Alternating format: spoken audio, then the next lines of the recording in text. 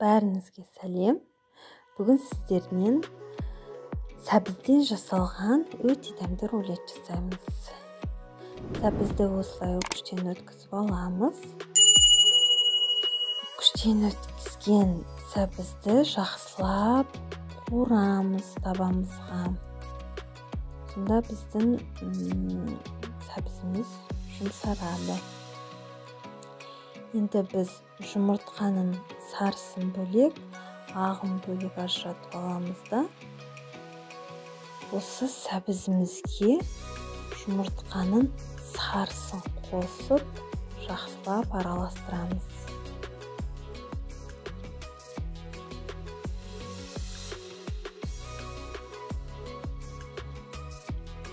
Үстіне тұз қосамыз дәміне қарай.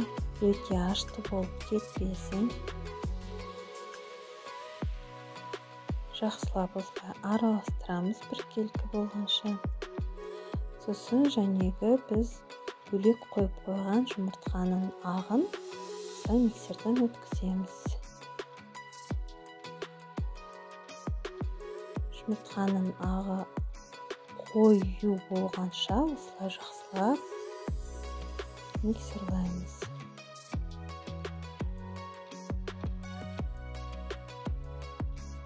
Міне біздің жұмыртқаның ағы дайын қойып тұрғандарымыздай. Енді біз осыны жәнегі сәбізіміздің үстіне қосып,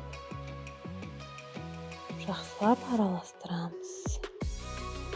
Сонда біздің сәбізіміз жұмсарып, өте жақсы болып шығады.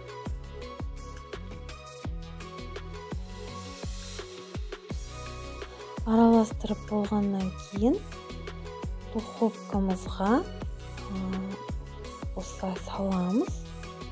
Духовканың табасына міндетті түрде қағаз салыңыздар. Асты жабысып қалмау үшін ақырындап майлап жіберуге болады. Не осылай біркелкі қылып тегістеп аламыз.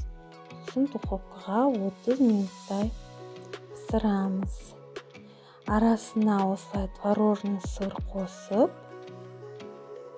жақсылап ораймыз. Міне салафанмен осылай орағанда рулетіміз әдемі болып шығады. Енді біз холодильникке бір күнге қойып қоямыз. Рулетіміз дайын.